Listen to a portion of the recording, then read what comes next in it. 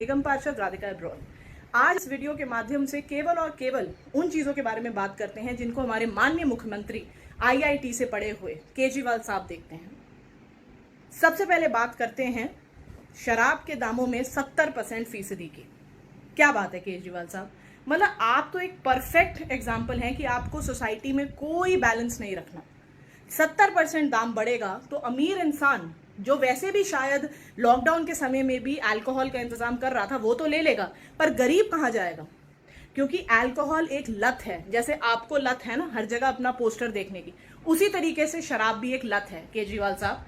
अब वो अपने घर में दंगा करेगा, अपनी बीवी के ऊपर हाथ उठाएगा उसके जेवर बेचने के लिए, और वो अल्कोहल खरीदेगा क्योंकि लत तो लत है। और वहां पे अपनी सोशल डिस्टेंसिंग की कमी की वजह से भी शायद जान गंवाएगा।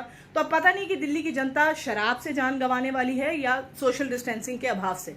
चलिए छोड़िए, शराब तो बुरी लत है। दूसरी बात कर लेते हैं बिजली पानी की। 1 महीना पहले आपने कहा था, स्पेशली हमारे जो गांव हैं दिल्ली के अंदर जिसमें मोस्टली किराए का काम होता है, कि किराया मत लो। स्पेशली जो स्टैंडर्ड लेबर है जो फंस गए हैं दिल्ली में किसी वजह से, कि उनसे किराया ना लिया जाए क्योंकि आमदनी नहीं है। और आज आपने उन्हीं मकान मालिकों को, उन लोगों को बिजली और पानी का बिल भेज दिया।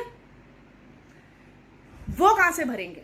जब किराया लिया नहीं तो बिजली का बिल कहां से देंगे? ये बताइए आप केजरीवाल साहब, या आपका कोई एमएलए ही बता दे कि आपके एमएलए को सिर्फ कोरोना वॉरियर्स की जान ही लेना आता है। तीसरी बात, चलिए ये भी छोड़िए, आप इलेक्शन जीते थे, याद है ना क्यों जीते थे? फ्री बिजली पानी से। तो कम से कम जिस वजह से जीते थे उसको तो आप कायम रखो। You have fluctuated from that also. Now let us talk about the fuel prices. You have given a hike of 70%. You have hiked the rate of petrol and diesel.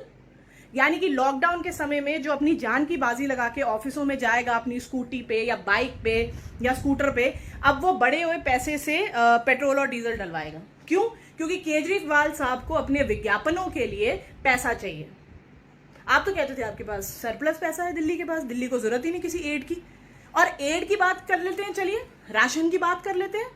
केंद्र से जो राशन आया है वो कहां है? दिल्ली के हर केंद्र से जो राशन आया है वो कहां है?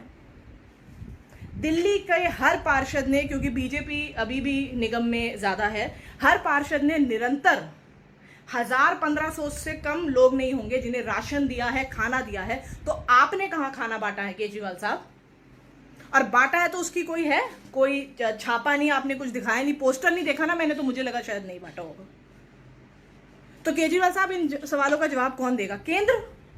वही केंद्र जिसने आपको आयुष्मान योजना लागू करने के लिए कहा था तो आपने नहीं करी थी, पर उस केंद्र ने जब ठेके खोलने के लिए कहा तो आपने एकदम खोल दिया। भाई केंद्र की बात माननी थी तो पहले भी माननी थी ना सारी। स्कूल की फीस, आपने कहा कि स्कूल फीस नहीं ले क्योंकि लॉकडाउन है, स्कूल तब भी ले रहे हैं। मतलब आपको कोई कुछ समझता नहीं है क्या? ना जनता कुछ समझती है ना अधिकारी कुछ समझते हैं, क्योंकि आपका धरना देने का तरीका भी तो एसी में बैठ के है ना। तो केजरीवाल साहब, दिल्ली सारी बेवकूफ नहीं है। दिल्ली में आज भी बड़ा तबका व्यापारियों का है। वो व्यापारी जिनके आप दुश्मन हैं, जिनकी दुकानें बंद है फिर भी उनको बिजली का बिल भेजा जा रहा है, पानी का बिल भेजा जा रहा है। एक व्यापारी कम से कम 50 परिवार पालता है। आपने अपने रेवेन्यू के लिए शराब के ठेके खोल दिए, तो आप ये नहीं सोच रहे कि वो सैलरीज कहां से लेंगे? सोचिए केजरीवाल साहब, लॉकडाउन कोई पूरी जिंदगी के लिए नहीं है, कोरोना कोई हमेशा के लिए नहीं है, लेकिन आप मुंह छुपा के कहां तक भागेंगे? इस वीडियो को शेयर जरूर करिएगा, और हाँ कमेंट्स में जरूर बता देना कि अब केंद्र ने इनको क्या सलाह दी है। जय हिंद, जय भारत।